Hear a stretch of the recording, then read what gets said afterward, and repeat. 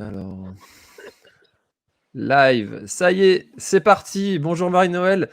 Merci à toi d'avoir accepté cette invitation donc pour répondre à toutes les questions que moi j'ai concernant la nutrition parce que je t'avouerai que c'est le domaine que je maîtrise le moins dans le trail et qui est, à mon sens, extrêmement complexe. Donc, merci à toi d'avoir accepté cette invitation pour répondre à l'ensemble des questions des gens. Merci beaucoup. Est-ce que tu peux juste commencer par te présenter le temps que tout le monde arrive, s'il te plaît? Complètement. Déjà, merci à toi de nous ouvrir cette petite fenêtre pour partager justement tous les bienfaits de la micronutrition. Je vais vous expliquer un petit peu ce que c'est. Donc déjà, qui suis-je?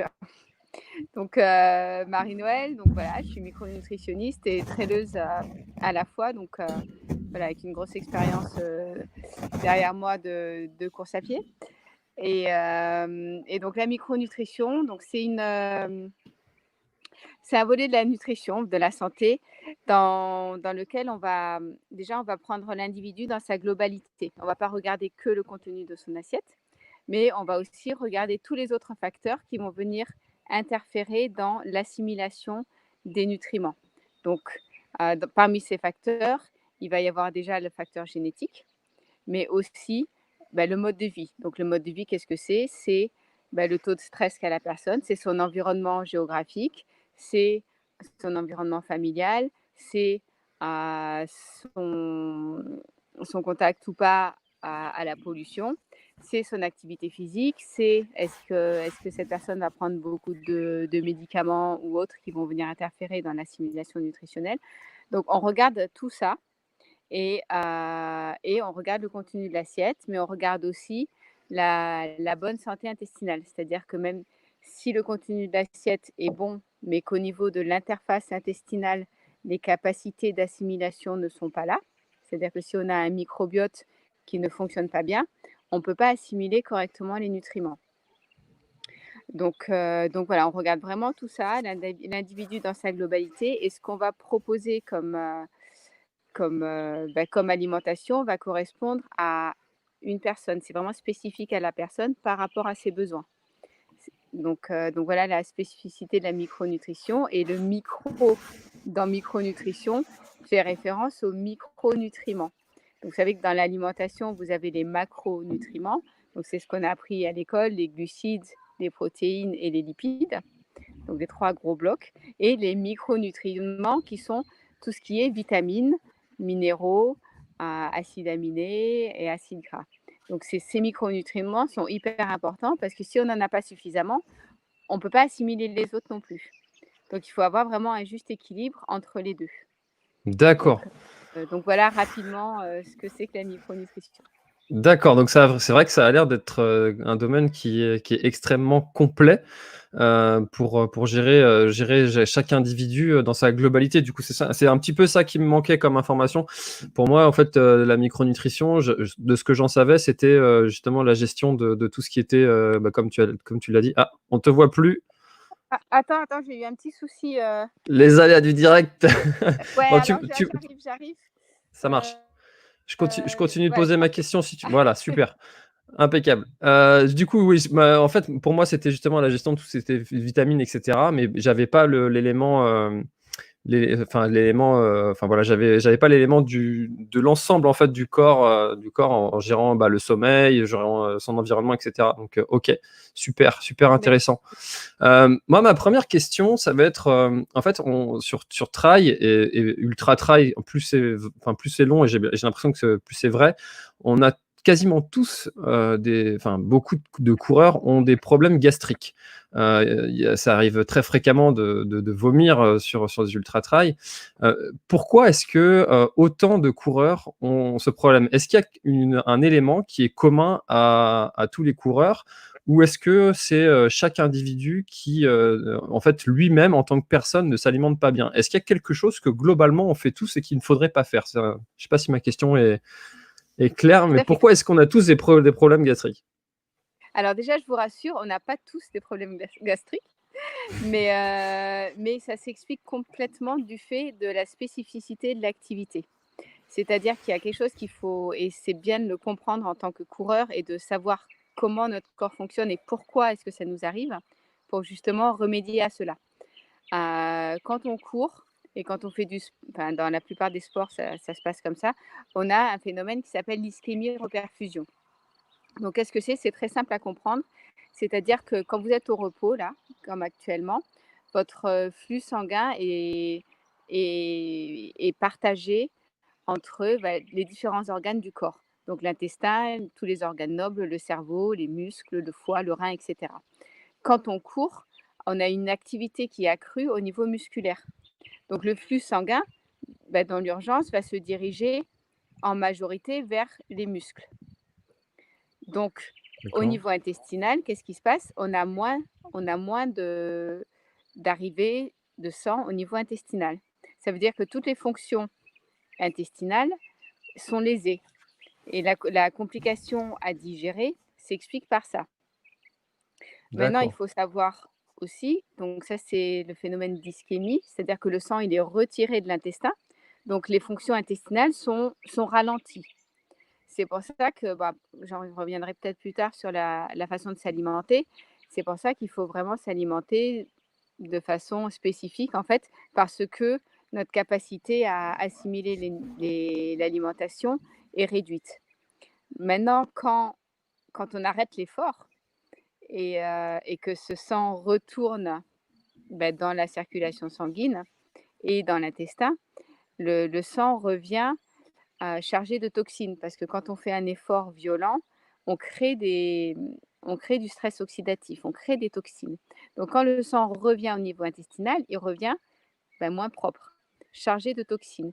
Et tout cela va créer ce qu'on appelle une dysbiose, c'est-à-dire c'est un déséquilibre au niveau du microbiote intestinal et ça va aussi créer de la porosité au niveau de la paroi intestinale, abîmer notre paroi intestinale. En fait, pour résumer, on s'abîme l'intestin en courant. Donc en fait, il y a D'accord. un phénomène qui se passe pendant l'effort, mais il y a aussi un phénomène d'usure en fait et et de en fait, voilà, on abîme notre intestin en courant et il y a des petites méthodes en fait pour faire en sorte, d'en prendre soin et c'est vraiment essentiel, de comprendre que enfin voilà, l'intestin, c'est un organe clé du coureur.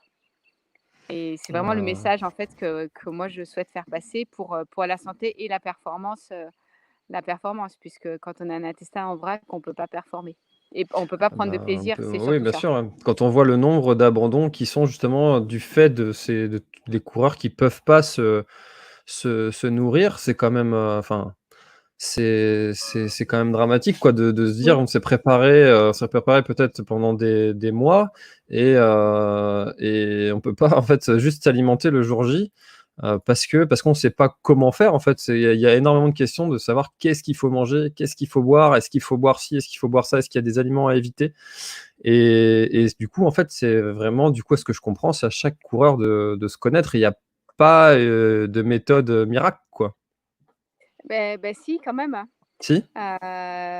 Oui, parce que c'est déjà bon de savoir que ce phénomène existe et que c'est pas une fatalité en fait d'être malade à l'effort. Mmh. Donc déjà ça, il faut le savoir et ensuite c'est de bien s'occuper de son intestin, au quotidien. C'est-à-dire qu'une personne qui va être, une une personne qui va être soumise au stress, par exemple, qui prend beaucoup de médicaments, qui s'alimente mal, qui dort pas, va avoir beaucoup plus de risques d'avoir un intestin et un microbiote intestinal en mauvaise santé que quelqu'un qui n'a pas de stress, qui mange les aliments qu'il faut, qui prend pas de médicaments, qui respire comme il faut et cetera. Donc c'est là où aussi on est différents et déjà, beh, s'analyser par rapport à ça et se dire: «OK, bon, dans ma vie, il y a certains facteurs qui vont me faire du mal, donc je suis plus ou moins fragile». D'accord. Donc Ah voilà, oui. ça, il faut vraiment le comprendre, en fait, par rapport à sa performance et comment on va se sentir en course, de se dire: «OK, c'est pas juste la course, mais c'est aussi tout le mode de vie qu'il y a autour qui va influer sur notre santé intestinale et qui va donc influer sur la manière dont on va réagir à l'effort». Ouais, donc en fait, dans la préparation d'un effort, d'une course, on devrait intégrer la préparation nutritive finalement, la préparation de son intestin à cet effort. Mais complètement, Voilà, OK. mais complètement parce que c'est Et des c'est ce que enfin personne ne déjà fait. déjà rien que enfin voilà, rien que déjà pour la santé de base en fait parce que, Oui.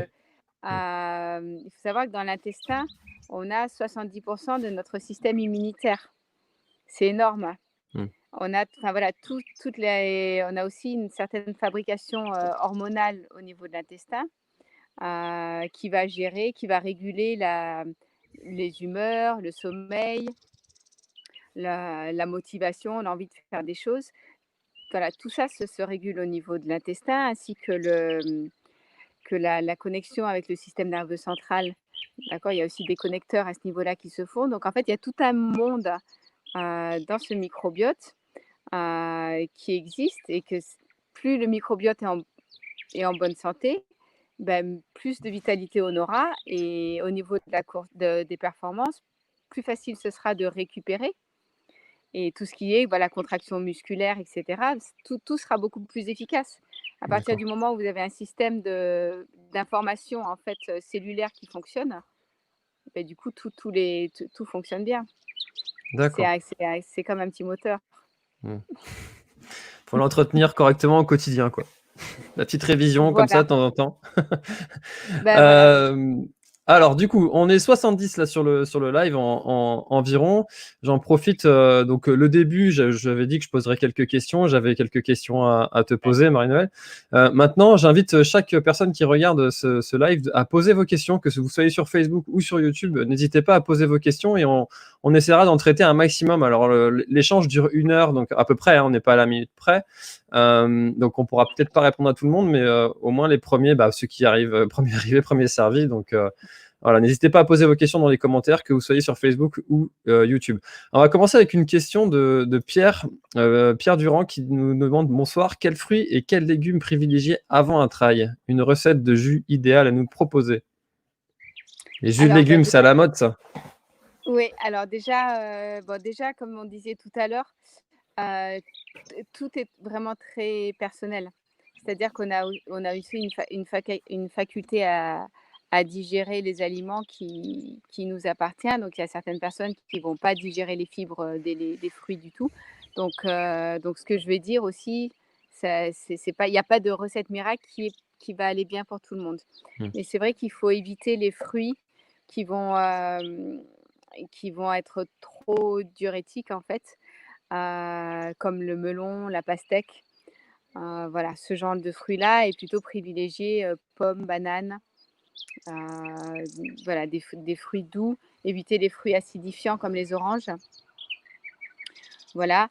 Après comme je dis, c'est assez personnel. Il y a des gens qui supportent pas du tout les fibres parce que ça leur donne, des diarrhées. Donc ça, c'est faut se connaître.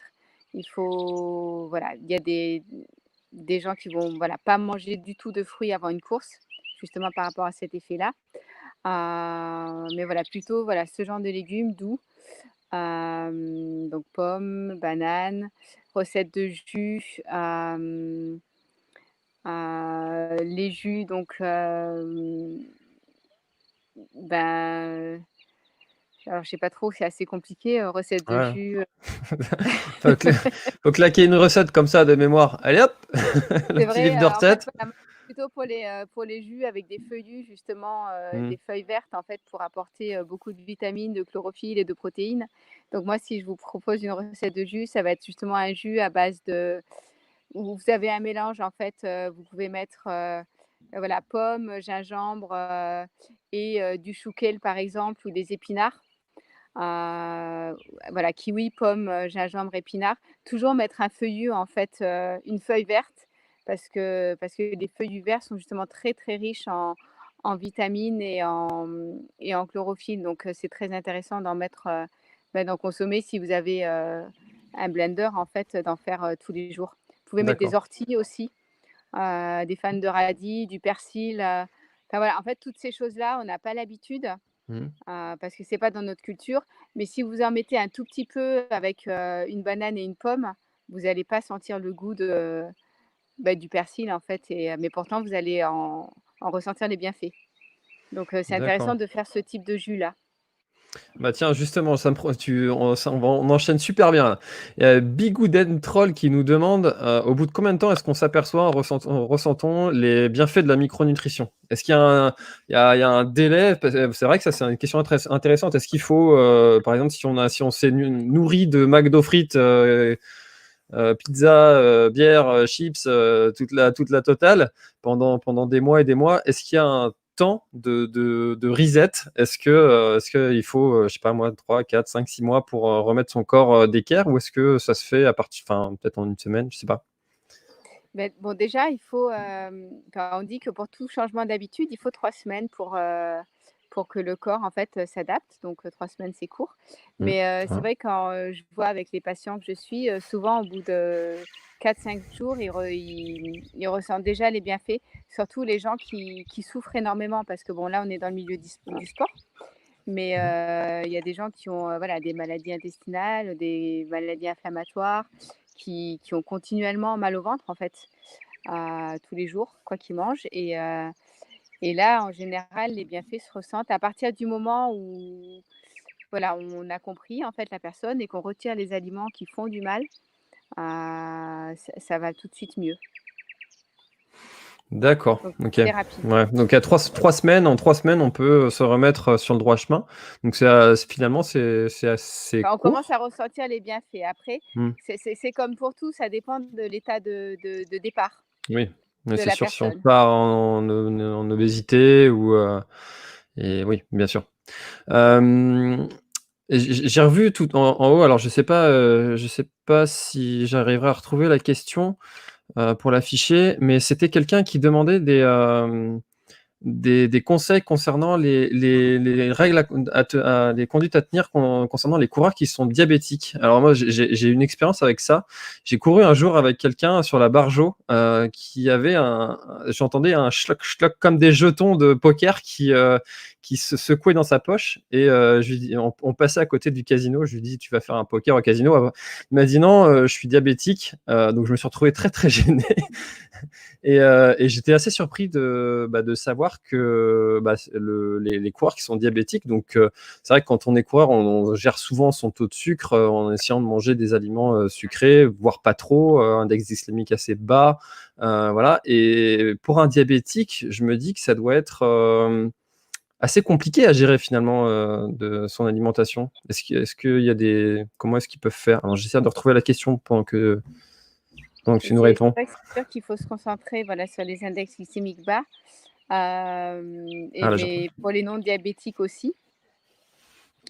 Après ce qui est vraiment intéressant, c'est qu'après voilà, je suis pas, voilà, je suis micronutritionniste, mais je suis pas médecin.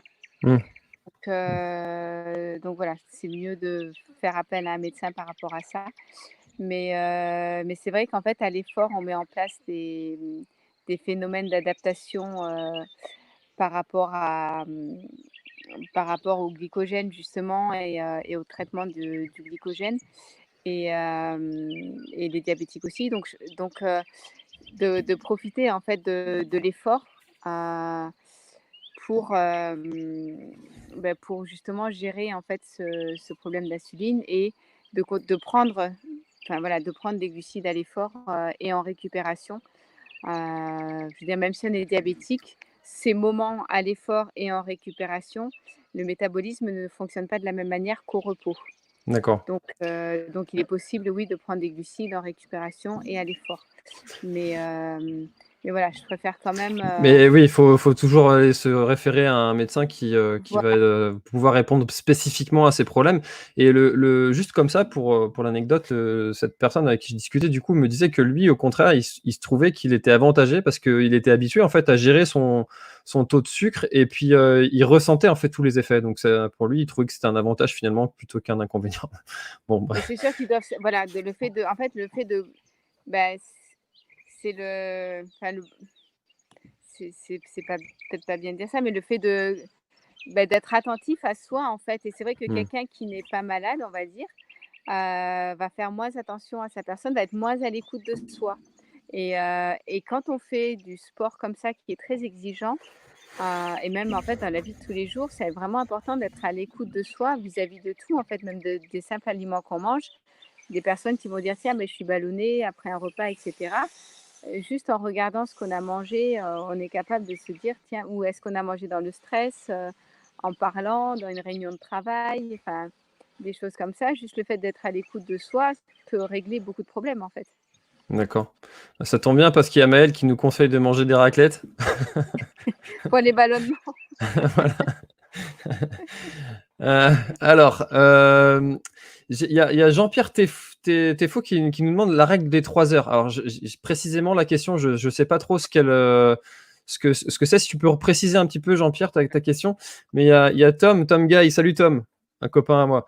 La bonne vieille assiette de pâtes 2-3 heures avant l'effort, mythe ou réalité? C'est vrai que ce coup de la pasta party avant, pendant, après l'effort, est-ce que alors moi j'entendais sur les pâtes, il y a différentes façons de les cuire, ça influence sur plein de choses, la sorte de pâte, il y a pâtes et pâtes en fait, et c'est C'est vrai ça. qu'on a l'habitude de manger des pâtes un peu traditionnellement, on va dire, mais est-ce que c'est ouais, mythe ou réalité? Très bonne question. Eh ben, les 2. Il y a pâtes et pâtes. Ouais. Déjà dans les pâtes, c'est sûr que de choisir des pâtes d'une farine de qualité, c'est-à-dire que moi, je vais vous conseiller des pâtes aux petites épeautres. Vous êtes sûr d'avoir une farine qui est très pauvre en gluten et riche en minéraux et en nutriments parce que c'est un blé relativement ancien qui n'a pas été transformé. Si vous prenez des pâtes blanches du supermarché, vous êtes sûr d'avoir un blé avec 0 nutriments et avec un index glycémique élevé. Et c'est vrai que c'est pas intéressant de prendre un repas la veille avec des index glycémiques trop élevés. Donc déjà, bien choisir la qualité de vos pâtes. Ensuite, il y a la cuisson. Donc il ne faut pas qu'elle soit trop cuite parce que du coup, vous allez créer plus d'amidon, donc plus de sucre. Donc vraiment les cuire al dente. Ensuite, vous avez la préparation. C'est-à-dire qu'en fonction des associations que vous faites, vous Mhm. pouvez créer une association super acidifiante, comme par exemple les pâtes et la sauce tomate, ou les pâtes avec de la crème, ça c'est mortel. Pire s'il y a des lardons et du gruyère. Donc là, cette fameuse pasta partie-là, vaut mieux l'éviter. Par contre, si vous prenez des pâtes avec des courgettes, de l'huile d'olive, un peu d'ail, des pois chiches pour avoir une légumineuse en plus, ou pâtes aux épinards avec des noisettes, ça fait une protéine, hop, vous avez un super repas qui n'est pas acidifiant, qui est digeste, qui va vous apporter des glucides. Donc il y a l'aliment, mais il y a aussi la qualité et la manière dont l'aliment est préparé. D'accord. Ouais, ouais. Ouais, donc la pasta party faite pour 500 personnes la veille ou les Voilà, en c'est général, c'est un peu pas maigri. ouais, voilà. Et c'est vrai qu'en fait, voilà, en tout cas, éviter d'associer les pâtes à de la viande. Ne mangez pas des pâtes et du poulet, ça se digère pas du tout. D'associer, en fait, vous avez un amidon fort qui est les pâtes et une protéine forte dans la viande. Et le fait d'associer les 2, vous allez empêcher une digestion facile. C'est-à-dire que vous allez passer votre nuit à digérer quelque chose d'indigeste. Vous allez faire travailler votre foie alors qu'il devrait se reposer. Donc, vous allez vous lever peut-être pas dans les meilleures conditions pour attaquer la mission du jour. Voilà. Justement, ça me permet d'enchaîner là. Depuis le début, en fait, c'est la première fois que tu parles de viande. Personnellement, je suis ce qu'on appelle flexigien ou flexitarien. Je sais jamais trop comment on dit. C'est-à-dire que je mange de la viande, mais que en fait principalement chez les autres. Donc ça veut dire que quand on m'invite, je fais pas le relou. Je mange, je mange ce qu'il y a. Mais Euh, c'est relou d'être et végétarien. bah, ça, c'est contraignant pour les gens. C'est vrai que si on t'invite et puis qu'on te prépare une côte de bœuf et puis que tu dis bon bah non, bon. Du coup, quelle est ta position face à, enfin, pour ça? Comment est-ce que le végétarisme rentre dans la balance? Dans la balance. Bah, j'ai fait une petite vidéo la semaine dernière là-dessus. Ouais, Pour aller voir sur Bounce sur la Nutrition. sur ta chaîne Voilà, YouTube, du coup. voilà. D'accord, ok. On mettra le Et il lien y a dans toutes les euh, descriptions, commentaires, etc. On mettra les liens. ouais, voilà, il y a la suite qui vient la semaine prochaine, justement, comment prévenir les carences par rapport à ça. Donc, voilà, j'ai parlé en connaissance de cause, je suis moi-même végétarienne. D'accord. Donc, Donc, c'était pas une insulte, le coup du relou. non, Tu comprends ce que je veux dire, mais tu voilà, le vis au je vais quotidien, rester, j'imagine. je vais rester objective. Euh, donc voilà, en fait, il y a énormément déjà, il y a énormément de sportifs très connus végétariens, hein, Carl Lewis, plein de champions du monde de force, et bon, enfin, tout plein de sportifs connus. Bref, C'est vrai que j'ai regardé The Game Changer. voilà, Voilà. Et un film qui peut retourner le cerveau un peu. Donc, voilà. c'est vrai. En fait, voilà, il y a une espèce de, voilà, de tradition ou de dogme autour de la protéine animale qui fait que c'est la seule qui est fiable. Mais voilà, il y a énormément de protéines végétales qui sont aussi efficaces que la protéine animale. Les avantages, en fait, à être végétarien vont résider surtout dans le fait de ne pas manger de viande. Ça veut dire que on va avoir déjà une digestibilité plus facile. Donc, à partir du moment où on n'a pas de fatigue digestive, on a plus d'énergie pour les autres fonctions vitales. C'est-à-dire que si, voilà, si votre sang, si tout est concentré sur la digestion, et ben, du coup, au niveau cérébral, au niveau musculaire, au niveau du renforcement de l'immunité, ça va être au ralenti. Donc c'est vrai qu'on a un regain de vitalité par rapport à ça. Euh, on a aussi le fait d'apporter beaucoup de fibres et beaucoup de végétaux. Du coup, on va avoir beaucoup plus de micronutriments. Et les micronutriments sont les clés du fonctionnement de la cellule. Elles fonctionnent avec les micronutriments, les acides gras.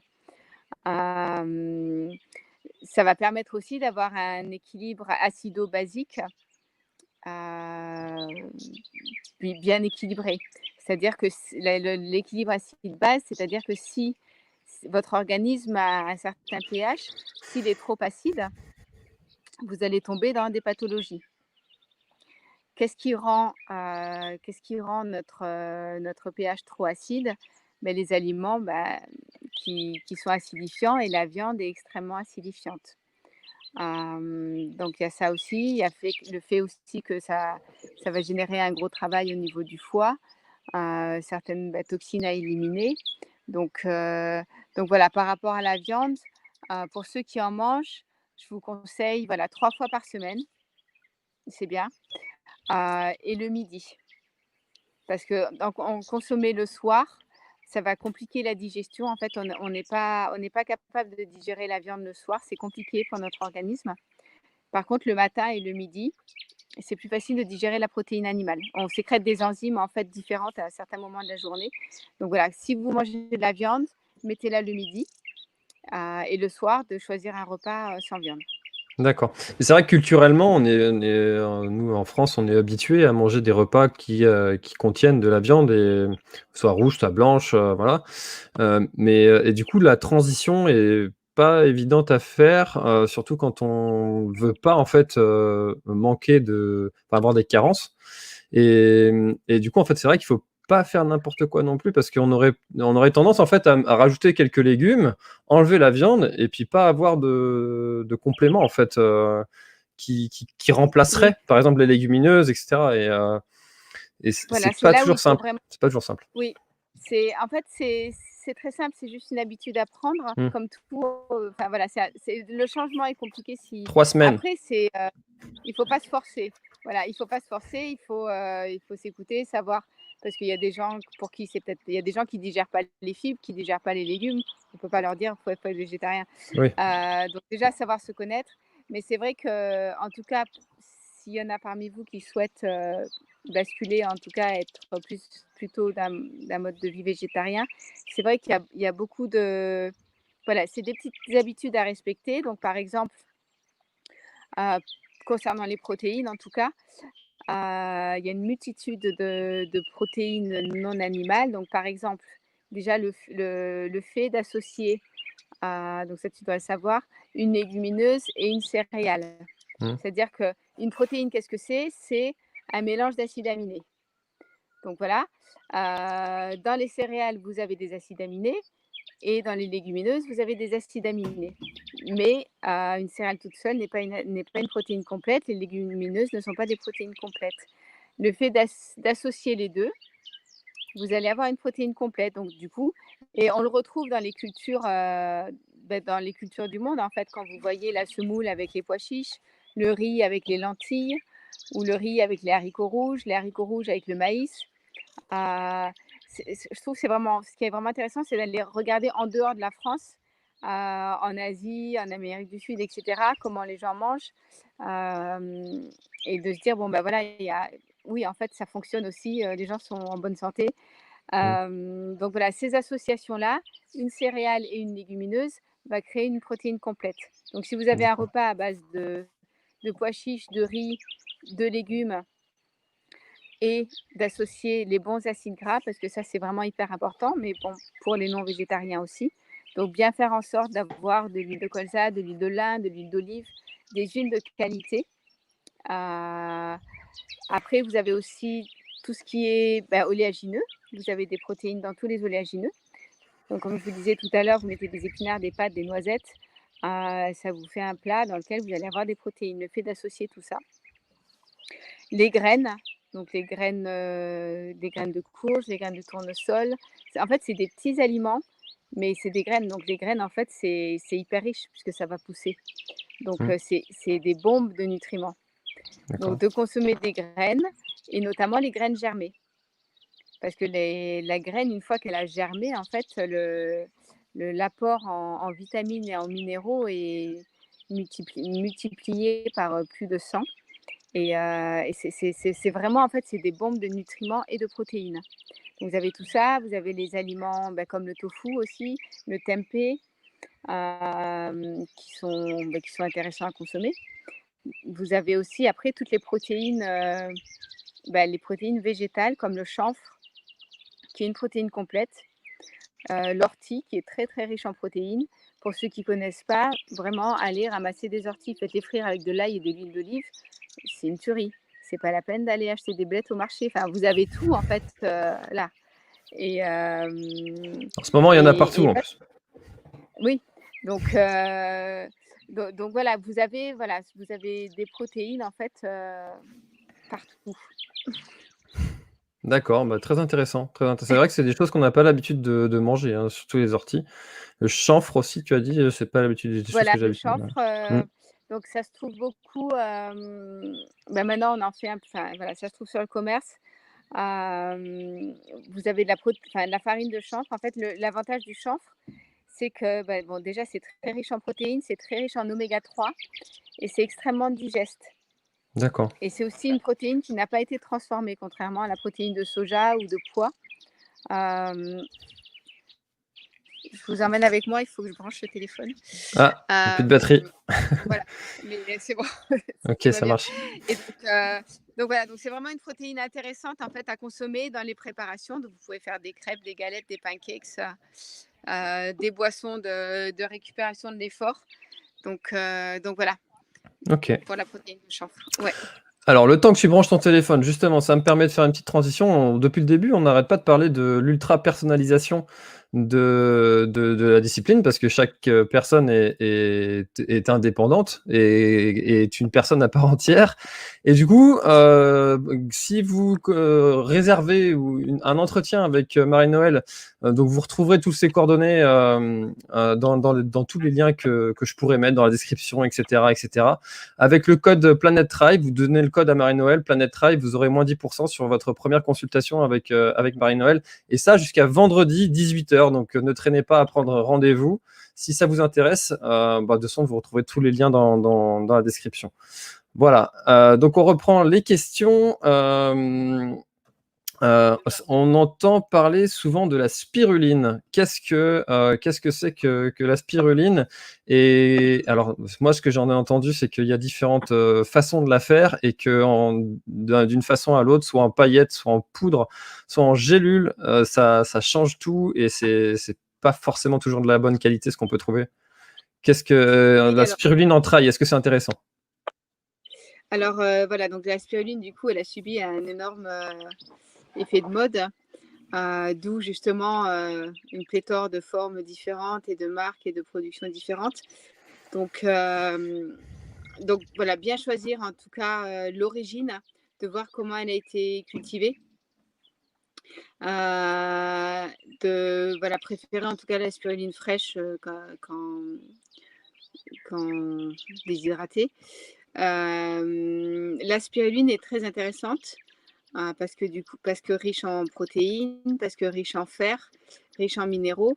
Par contre, tout le monde ne la tolère pas. Donc voilà, commencer doucement en fait, de voir comment on réagit tous différemment en fait par rapport aux plantes. Et c'est vraiment une histoire d'osmolarité en fait entre l'organisme et la plante. Et en tout cas, voilà, de commencer doucement, de voir comment le corps réagit et de ne pas en prendre en tout cas en continu sur toute l'année. Voilà, vous faites des cures de 2 mois, vous arrêtez, etc. Mais voilà, restez à l'écoute de voir si ça vous fait rien au niveau hépatique notamment. D'accord. OK. Donc du coup, là, pour la question, consommer avant, pendant la course, bah, du coup, ça n'a pas vraiment d'intérêt de commencer juste une cure de spiruline, 15 jours avant et puis, en fait, il faut en consommer toute l'année, si je comprends bien. Si on veut en En consommer et que fait, ça nous fait voilà, un effet. alors moi, je suis pas pour Des shots. les solutions miracles Ouais. juste avant une course. Voilà, c'est un peu comme le gamin qui révise son bac la veille. Euh, c'est comme je Ça vous marche, hein, parlais au ça début. marche. J'ai testé, ça marche. Oui, mais des fois ça marche, tout à fait. Mais en fait, c'est ce que donc Anto. Ouais. En fait, je ne sais pas si tu étais là tout à l'heure au début, mais quand j'expliquais vraiment en fait par rapport au terrain, en fait, le terrain de la personne, si vous avez un écosystème intestinal qui est en bonne santé, à la base, faites votre course sans produit miracle, vous allez faire une bonne course, ça va bien se passer. Si à la base, vous avez un écosystème intestinal qui est fragile, même si vous prenez, je ne sais pas quoi, 2 semaines avant la course, ben, votre écosystème intestinal sera toujours fragile. Donc du coup, malheureusement, ça va pas être suffisant pour changer. C'est sûr que si vous avez un objectif et que vous êtes déjà sujet justement à des problèmes gastriques, par exemple, eh ben, prévoyez au moins 3 mois avant, même 6 mois avant. Enfin, voilà, ça dépend. Des fois, il faut 6 mois pour réparer un intestin. Ça peut prendre 1 an, ça peut prendre 2 mois. Ça dépend de l'état de base de la personne. Mais c'est vrai que si vous avez un objectif qui vous tient à cœur, il vaut mieux y réfléchir 3-4 mois à l'avance plutôt que 2 semaines. Bon, ça tombe bien parce que du coup, tu as répondu à la question qui est suivante que de Fabien, l'ami Fabien. Conseilles-tu un D'accord. changement d'alimentation radical 15 jours avant un trail? Bah, du coup, je crois que Fabien, tu as ta réponse. Bah, du coup, je vais Pas... en profiter pour développer un petit peu. Alors, Ouais. voilà, quand on fait un trail, donc j'imagine que c'est des efforts en fait au-delà de 2h30, 3h jusqu'à 10h, 20h. Ouais, ça peut aller. En tout cas, c'est de l'effort long. C'est de l'endurance longue. Il faut savoir que sur ce genre d'effort, on va puiser essentiellement dans les lipides comme source de carburant. Et même au quotidien, en fait, notre organisme fonctionne essentiellement sur des lipides et non sur des glucides. Mmh. Donc ça, c'est quelque chose qu'il faut se mettre en tête. Et donc, pour c'est vraiment comme un moteur, en fait. Pour faciliter les choses à l'effort, il faut déjà qu'au quotidien, dans la vie de tous les jours, votre organisme, il ait l'habitude de fonctionner avec des lipides. Des lipides, je parle de bons lipides, des amandes, des L'avocat. oléagineux, des avocats par exemple, des poissons gras, des graines, etc. Là, si vous mangez comme ça, vous donnez à votre organisme des bonnes choses, ce dont il a besoin pour fonctionner. Quand vous êtes sur une course, vous continuez à fonctionner sur des lipides.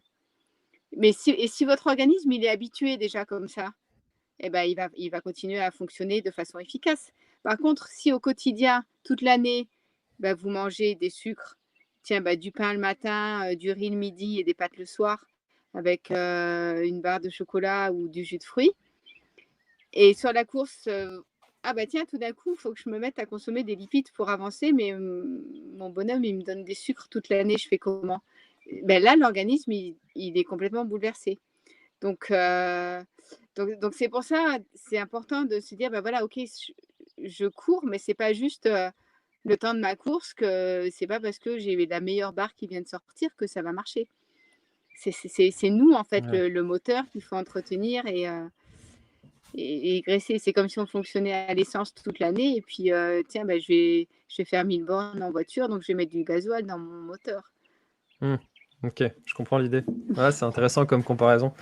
Et c'est vrai que enfin, on n'a pas du tout cette, c'est vrai que pourtant je consulte quand même pas mal de contenu sur le trail et on entend très peu en fait ce discours de se dire que une course se prépare toute l'année au niveau nutritionnel. Finalement, un objectif se prépare toute l'année au niveau nutritionnel, quoi. C'est ça en fait, c'est tout le temps en Et fait. après, je pense qu'il faut être logique quand même dans. Enfin voilà, quand on fait de la course à pied, l'ultra, c'est quand même bah, voilà, quand on fait en tout cas des courses, quand on met un dossard, c'est un mode de vie, c'est sur l'organisme, c'est pas rien en fait, Mm. ce qu'on lui inflige. Et je pense qu'on a tendance aussi bah, négliger un petit peu ça et se dire: «Oh bah tiens, je fais juste, un 40 kilomètres, je fais que un 60 kilomètres». Mm. Bah non, c'est pas que un 60 kilomètres. Et aussi, en fait, on est parti au niveau, enfin, je pense, dans notre société, on est parti dans une telle dérive alimentaire Mm. que déjà, bah tiens, c'est normal de manger, du McDo, de manger des pâtes, matin, midi et soir avec du jambon et de la crème. Enfin, pour moi, c'est pas normal, c'est pas ça. Notre organisme, il n'est pas fait pour fonctionner là-dessus. Donc, en fait, se dire, tiens, bah, l'humain, qu'est-ce qu'il doit manger déjà à la base? On est fait pour manger comment? Et on se rend compte que bah, manger le plus simplement possible, en fait, le plus naturellement possible, c'est ça qui fonctionne. Et du coup, quand on va faire un effort, eh ben, on va fonctionner parce que nos organismes ne seront pas encrassés par des molécules toxiques, des aliments pleins d'additifs, de sucre, de matières grasses, hydrogène. Enfin, c'est peut-être revenir aussi à la base des choses simples, quoi. Mais est-ce que finalement, il n'y a que au niveau nutritif que notre société est partie dans l'extrême? On pourrait en discuter toute la soirée. Voilà, faire le thème d'un autre Donc, live c'est avec vrai un que sociologue. voilà. Tiens, allez, tiens, j'en profite pour dire que ce rendez-vous-là que j'ai actuellement avec Marie-Noël, j'aimerais bien le produire toutes les semaines avec un autre invité. Donc, n'hésitez pas à suivre, à vous abonner, etc. Et puis la semaine prochaine, j'ai déjà l'invité, ça va être du très, très, très, très lourd. J'ai vraiment hâte aussi la semaine prochaine là, de rencontrer le prochain invité. Alors, oui, donc Jean-Pierre Théfault nous demande, en fait, doit-on manger 3 heures avant l'effort? C'est vrai qu'on entend souvent ça. Il y a des gens, alors moi je le fais pas sur les trails très longs, surtout quand il faut se lever très tôt le matin, quand on part par exemple à 5 heures. Il y a des gens qui se lèvent dans la nuit, qui mangent, qui se recouchent et qui se relèvent après pour repartir sur le trail. Ça, c'est quelque chose que personnellement je ne fais pas parce que j'ai la flemme de me lever. Mais est-ce qu'il faut le faire? Eh ben, c'est sûr qu'il faut prendre le départ d'une course en ayant digéré. Donc oui. Après, on a tous des vitesses de digestion différentes. Donc voilà, c'est entre 2 heures et 3 heures dépendant de la personne. Mais oui, je conseille en tout cas de prendre un petit déjeuner ou un repas selon l'heure du départ, voilà, 2-3 heures De avant, 3 heures. avec Ok. des aliments digestes bien sûr. Ok. Alors, super. Bah, du coup, il faudra que je me lève. Ce sera Euh, mieux pour toi. C'est peut-être ça en fait mon problème. C'est pour ça que je vais pas assez vite. C'est juste ça en fait. Ça tient à rien des fois. Alors, est-il bon de boire de la Saint-Yor ou Rosana? C'est vrai que la Saint-Yor, on en voit beaucoup sur les trails, ou Rosana avant et pendant l'effort afin de prévenir les fortes pertes en minéraux. Personnellement, la Saint-Yor, j'en buvais beaucoup, il fut un temps, et en fait, ça me provoque des ballonnements. Alors, du coup, j'en bois beaucoup moins. Mais du coup, ouais, c'est vrai que c'est une bonne question, ça. C'est vrai qu'on dit souvent, c'est pour les minéraux, c'est bon. Quel est ton point Eh de vue ben, là-dessus? En fait, l'apport en minéraux que vous allez avoir dans les eaux gazeuses ne vont pas suffire à combler les pertes que vous avez à l'effort. Et le meilleur moyen de combler ces pertes, c'est de prendre une boisson de l'effort qui a quand même été étudiée pour ça. Donc normalement, bon après, il y a tout plein de boissons de l'effort sur le marché, mais voilà, une boisson de l'effort qui contient du magnésium, du potassium, du zinc, la vitamine B1, du sodium et des glucides. Donc le mieux, c'est vraiment la boisson de l'effort a un rôle. Sur mon site, il y a quelques articles justement là-dessus qui expliquent bien le rôle de la boisson de l'effort pour compenser les pertes minérales, oui, mais aussi pour protéger ce fameux écosystème intestinal. Il faut savoir que les glucides à l'effort vont avoir un rôle anti-inflammatoire au niveau de la muqueuse intestinale. Donc, c'est aussi un des gros soucis des coureurs qui ne boivent que de l'eau. C'est vraiment essentiel de boire une boisson contenant des glucides et du sodium pendant l'effort. Donc voilà pour ça. Et au niveau de l'hydratation, la cellule va absorber l'eau beaucoup plus facilement si elle est accompagnée de glucides et de sodium. Donc au niveau de l'homéostasie, c'est important d'avoir cette boisson de l'effort. Mais voilà, une eau gazeuse, non, ça suffira pas. Après, il y a le plaisir de boire un petit verre, mais de boire que ça, voilà, tu disais, ça crée des ballonnements.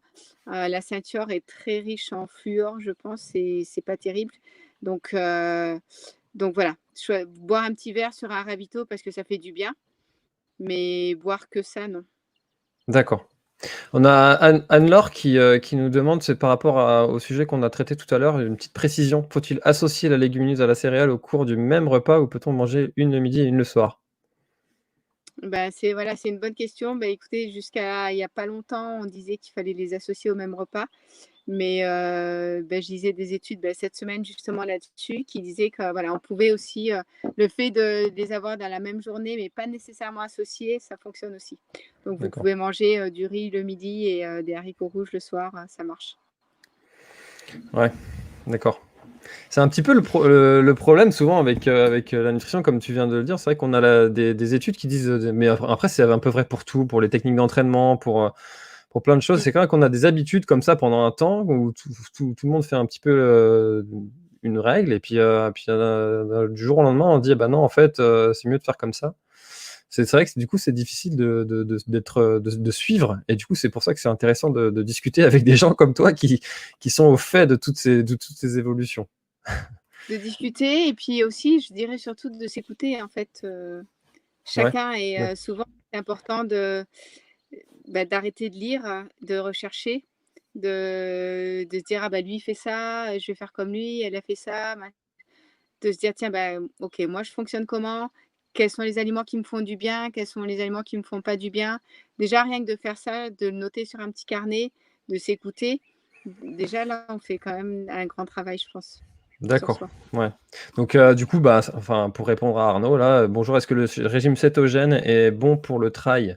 Bah, du coup, ça répond tu viens d'un petit peu de répondre. C'est vrai que le régime cétogène, c'est pareil, c'est un des trucs qui est un des régimes, qui est ou qui a été, je sais même pas, qui est à la mode et puis, je connais des gens personnellement qui le font, qui en ont des bons retours. C'est vrai que ça fait partie aussi des régimes qu'on a l'habitude d'entendre. Voilà, c'est très à la mode, voilà. C'est un régime qui ne convient pas à tout le monde, qui est très, très strict Mmh. et limitant dans certains aliments.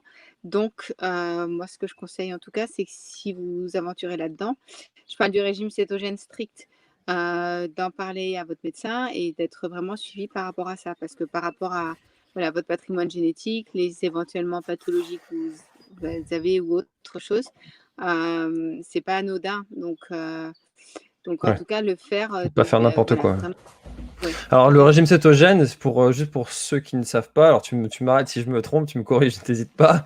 C'est uniquement de consommer des lipides et pas du tout d'aliments sucrés.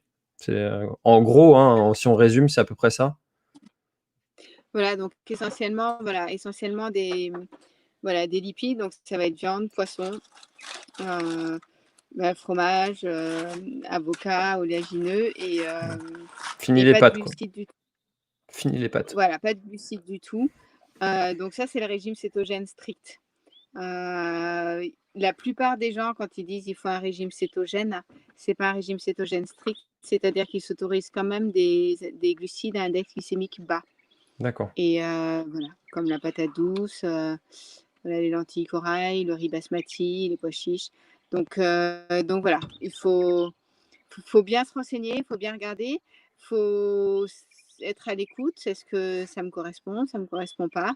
C'est toujours pareil, en fait, on a tous des, des, des sensibilités différentes. Donc je pense que c'est la base, c'est déjà ça.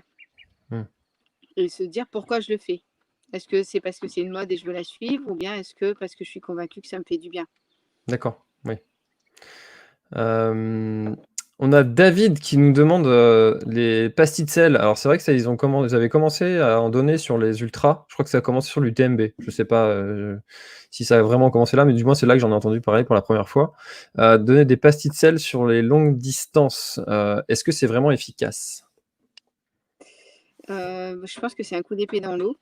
Voilà, vous avez une boisson de l'effort qui est bien dosée en sodium. Il y a quand même il y a des dosages très précis en fait. N'oubliez pas que vos cellules, votre corps, c'est un peu comme un aquarium. Vos cellules, elles fonctionnent bien si l'homéostasie lui correspond et que tout va bien. À partir du moment où vous êtes dans l'effort, vous allez changer, les paramètres de votre pH. Et cette boisson de l'effort, en fait, elle vient apporter le taux de sodium normalement qu'il faut par heure d'effort. Si vous prenez du sel comme ça sur un ravito, en pastille, du coup, vous gérez plus du tout les apports. Vous savez pas combien de sel vous emmenez. Donc je pense qu'il vaut mieux voilà, faire les choses. Voilà, vous avez votre boisson, vous savez qu'il y a tant de sel dedans, et vous faites comme ça. Ouais, vaut mieux privilégier donc les boissons de l'effort.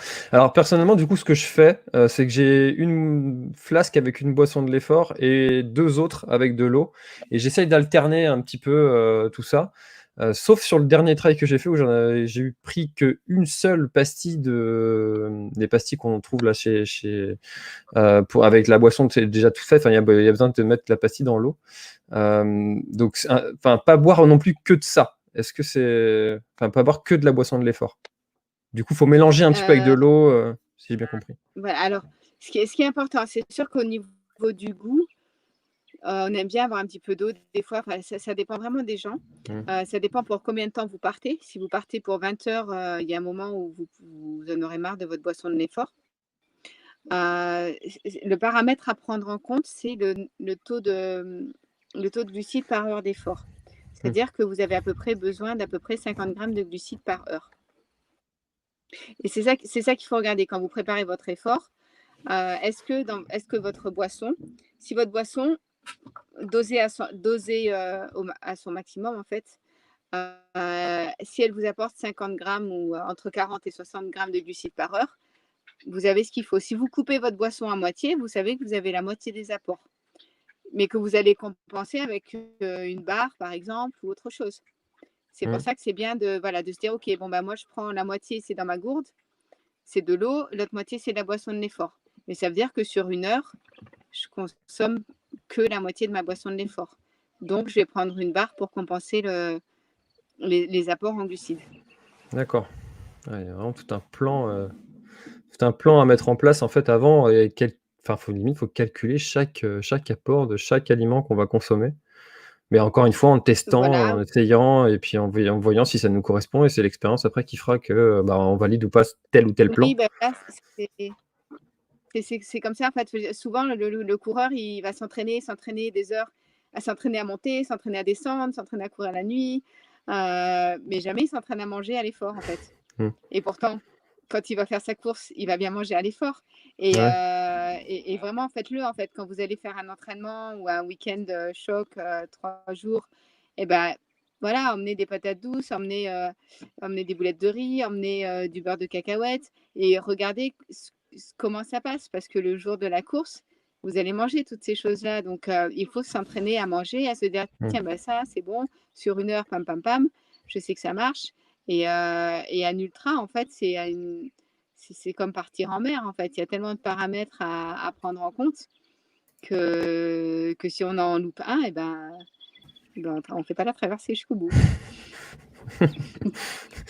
Alors, il y a Aline qui nous demande: «La pratique de la course à pied me donne des fringales, à distance des séances». Donc à distance, j'imagine que c'est après les séances.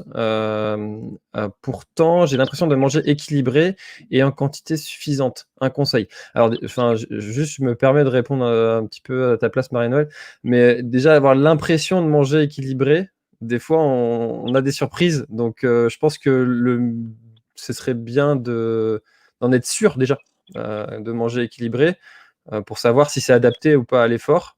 Quel est ton avis là-dessus, Marine? Bah, voilà, ta réponse est parfaite. Voilà, souvent les gens viennent vers moi et me disent: «Mais je mange bien, je mange comme il faut, je mange sainement, je mange équilibré». Mais en fait non. Il manque, voilà, beaucoup de choses. Il manque, les associations ou la chrononutrition. Ils mangent bien, mais peut-être pas au bon moment de la journée. Et après, bon, c'est assez compliqué de répondre à une question Mmh. comme ça sans voir la globalité de la personne. Comme je disais en début Mmh. d'intervention, il y a tellement de paramètres à prendre en compte. Mais peut-être, je peux vous poser la question, Aline.